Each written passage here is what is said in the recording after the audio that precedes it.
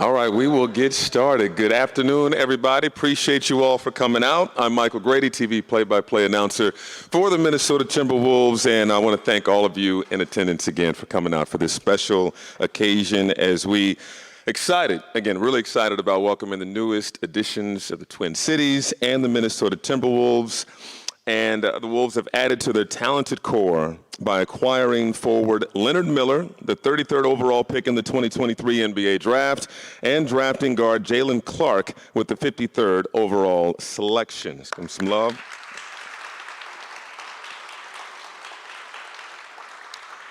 Couple nuggets on both guys. Leonard Miller spent last season with the NBA G League Ignite, where he averaged 17 points, led the NBA G League Ignite with 10.1 rebounds per game. Miller also tallied a steal and a block in a little under 30 minutes per contest in 38 games during the 2022-23 campaign. Miller set an Ignite team record with 21 rebounds to go along with 18 points on 7 of 9 shooting on March 12th versus the Texas Legends. He tallied 17 double-doubles and improved his averages to nearly 21 points and 13 rebounds per game following the All-Star break. A native of Toronto, Miller represented Team World at the 2022 Nike Hoop Summit and was named the 21-22 BioSteel Canadian Boys Player of the Year at Fort Erie International Academy in Ontario. He also participated in the NBA Rising Stars and NBA League Next Up game at the 23 All-Star Weekend in Salt Lake City. As for Jaylen Clark, he was named the 22-23 Naismith Defensive Player of the Year, the 22-23 NABC Defensive Player of the Year, and the 22-23 Pac-12 Defensive Player of the Year, UCLA's first Defensive Player of the Year winner since Russell Westbrook in the 07-08 season. He averaged 13 points, 2 assists, and a Pac-12 leading 2.6 steals per game, tied for 4th best in the nation. Additionally, the Riverside, California native was named to the 22-23 All-Pac-12 second team and was a 2-time Pac-12 All-Defensive Team honoree. I'll tip off today's press conference with a few questions for the group, followed by questions from our local media members, starting with Chris Hind from the Star Tribune. For media members to ask questions, please wait until you are called upon and then identify yourself with your name and your media affiliation. All right, first question is for Team President Tim Connelly. What are you most looking forward to about what each guy can bring to the Timberwolves this season? I think just toughness, competitiveness, and as people, you guys should pat yourselves on the back and pat your support system on the back. Everyone swears by these guys in terms of what they bring to the building every day, positivity, high IQ, just guys that you want to be around. So I think we got 2 of the most competitive, toughest guys in the draft, and if you'd have told us when the night started that we were going to walk with Jaylen and Leonard, we wouldn't believe you. So we feel unbelievably fortunate and excited to have these guys in Minnesota. Happy to have you both. Leonard was there on draft night, saw that warm embrace, the emotion that came out when you hugged Deputy Commissioner Mark Tatum. What were your emotions? What did it mean to you to hear your name called Thursday? It meant the world. It's something I've always dreamed of and worked towards my whole life. And to really hear my name called and see all the work I put in pay off, there's just a lot of emotions that came with it. And to hear my name called by such a prestigious organization like this it means the world. I'm just ready to get in and work, and it was just truly a blessing. Thank you, Leonard. All right, Jaylen, what do you hope, what are you excited about bringing to this Timberwolves organization? Just my junkyard defensive mentality. I'm the kid that does everything that nobody else wants to do. I'm the kid running through walls, diving on loose balls, picking up the other team's best offensive player, looking to add my 3-ball and a little bit more of a handle. And I think I could be a big plug-in piece for this organization. All right, we're going to open it up for questions now. Chris Hind up first. Just a reminder that this is being broadcast live, so wait until the microphone gets to you to ask your question. Chris? For Leonard, it seemed like you got better as the season went on last season. Kind of what was coming together for you that enabled you to kind of take off as the year went on last year? Coming out of high school, straight into the G League, I feel like all I needed was just reps and then time to really watch film. And so as I just kept playing, getting used to the pace, the NBA game, and the players that came with it, the grown men in the league, playing and then reflecting on film, and then always just working hard in practice, just working my ass off to just get better. All that stuff helped me, definitely. For Jaylen, when did defense become kind of the big thing you wanted to hang your hat on in your career, and when did you realize that could be kind of the lane for you as a basketball player? This is loud.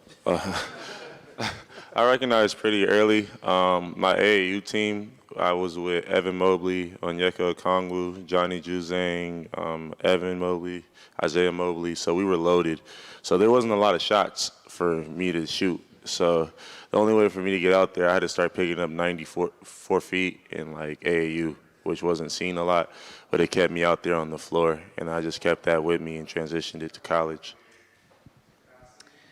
John Krasinski here from The Athletic. Leonard, it has been kind of a fast rise for you up through the ranks. Just how have you processed how quickly this has come about, and why do you think it is happening for you as quickly as it has? I mean, I always work so hard, and I'm always working towards these things that's happening to me. And so when it comes, I don't really get surprised, or I don't really get rattled by it. I just keep working towards the next, and that's always just been my approach. I just stay level-headed and don't let it faze me too much. And Jaylen, we know you're recovering from an injury a little bit. What's your mentality like as you get to the NBA here, and how do you plan to attack that process and kind of get back on the court? Yeah, it's just another stepping stone. I'm not the first one to go through this, fortunately. There's people that have went ahead and made their return. Kevin Durant, Kobe Bryant, all of them have something different about them. Their work ethic wasn't as normal as other players that haven't came back from it. So I'm just ready to work. It's kind of weird. Like I was telling Tim, like in my mind, I'm walking around here like, okay, we 3-4 months away from season, but in my body, I'm like 7-8 months away. So, yeah, I'm just going to be in here working every day, trying to get started rehabbing tomorrow and just get this process going. Mike Max, WCCO. Tim, we always talk about this compete factor and, who's competitive, who's not. What do you use as a litmus test for that? How do you decide whether somebody's got a compete factor for the NBA? I mean, there's it's a wide-ranging area where you can kind of quantify competitiveness, but what he did on the glass and what Jaylen did defensively, with these guys both trying to jump off the court with their willingness to happily play a role. I think both these guys have really unique skill sets, but it's kind of neat to see at such an early age. Both of them are self-aware enough to know that in certain areas they can impact the game right away, and certainly with their defensive flexibility and the way Leonard rebounded the ball last year against grown men. The G League is full of grown men, so I think what he did, I joke with him, a couple years ago, I was not a huge Leonard fan of his game, but watching him this year, it was taken back by his improvement every game. And again, the coaches, his teammates, they all swore by him, said he was a sponge. He picked up things quickly. And after the All-Star break, I didn't think there was a better big in the G League than Leonard. Dane Moore, Blue Wire. Tim, another question for you. With these two and the kind of young core kind of sitting here in front of you, how do you feel that this young core can kind of work its way into the pre-existing, little bit older core here? How do those two things kind of fuse together over the next few years? Yeah, ideally, you keep adding really talented players and quality individuals, and certainly check both those boxes. I think with three guys sitting right here that have been in the gym since the season ended, it's fun to have that youthful exuberance in the building. I think there's no linear path to a perfect roster, but we think if we keep adding guys who can play, who are really good people, who are self-motivated people, who are competitive, who care, I think our time will come sooner rather than later. So again, on Thursday night, we had no expectations to walk with these two guys, and we felt pretty fired up on Thursday night, and I know these guys are excited to be here.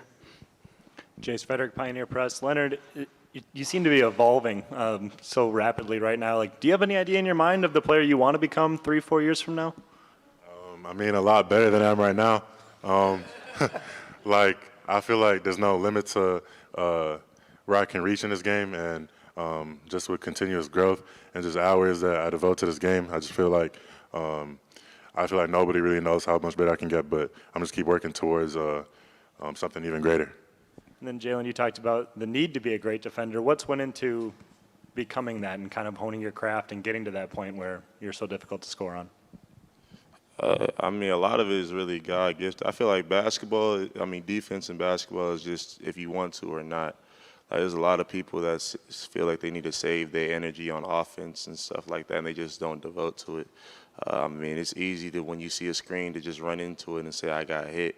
It's hard to go get around it and stay with your defender. So I just have that constant will, and I take it personal. Like, I didn't get scored on very much in college. I never got my ass busted. Like, I wasn't that guy. So I know it's going to be different than the NBA. Obviously, you see Steph Curry or somebody like that. That's different. You can just contain those guys. But, like, I just take every matchup really personal, whether that's in practice, the G League, or in the NBA game. Like, it's all the same to me. Jaylen, Darren Wolfson from the local ABC affiliate. You touched on your timeline briefly recovering from the Achilles. Can you expound on that? When is it realistic to see you back in the court 5-on-5? Yeah, I really don't know. Every doctor has a different answer. With Tim, I've been fortunate enough. They're not going to rush me back. But next year, hopefully, I'll be out on the court. Brett Robson with Minpost. Leonard, earlier in your career, you were profiled as a guard and played like a guard. What was the transition, not only physically but mentally, to, adopt the skill sets of a big man? I mean, it's nothing to me. Like, I could do so much on the court, and I just really embrace whatever role my coach gives me. So I just go in, do what's asked, and I perform to the best of my abilities, and I just work hard, and I play hard, and I bring a tenacity like no other with whatever role I'm given. So to do things like that was truly nothing to me, and yeah. Is there anything you don't do as well because you got a lot bigger? Pardon? Is there anything you don't do as well, like maybe your handle or your mechanics of your shot? Is there something that you had to kind of, flex on and relearn? No, I feel like there's nothing I had to really relearn. I feel like everything's just solid. And Jaylen, you said you want to improve your shot. Is it a lot of that is it basic mechanics or reps or what is it? Yeah, like growing up, I never really worked on shooting. At UCLA, I improved every year. From my freshman year, I think I only shot like 9 threes, like a whole year. Sophomore year, I think I took like 20, and then this year I took like 60-something. But my percentages kept rising every year from year. So I think the shooting part, I already talked to John. I don't know where he over here, so I'm going to get with him. We're going to be working every day. Like, if I don't make it, it won't be because I didn't try. Like, I'm pour every ounce of energy I got into this. Ahmad Hicks, Fox 9. Question for Leonard. When you get around guys like Rudy Gobert, Karl Anthony Towns, and Naz Reid, what's something you want to pick their brain about first about how to excel in the NBA?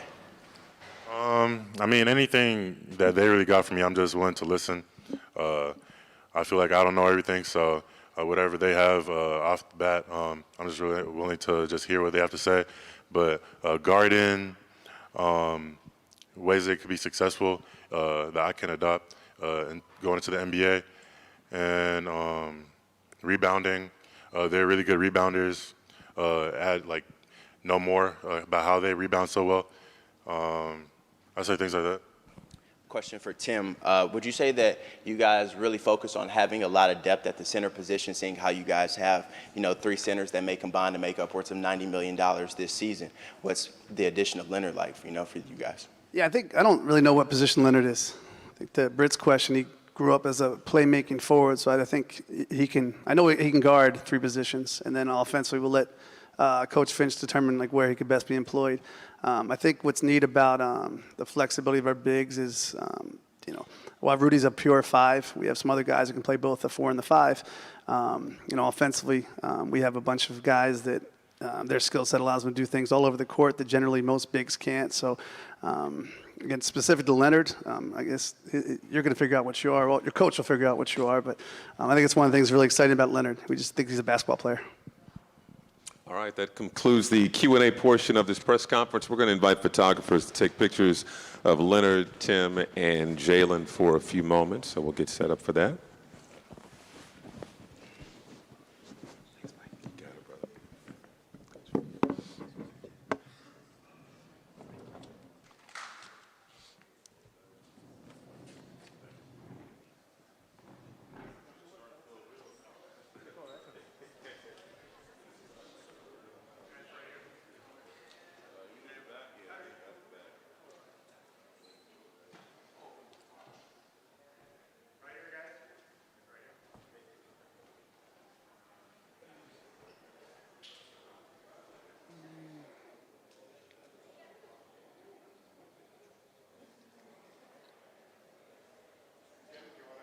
Sure, yeah.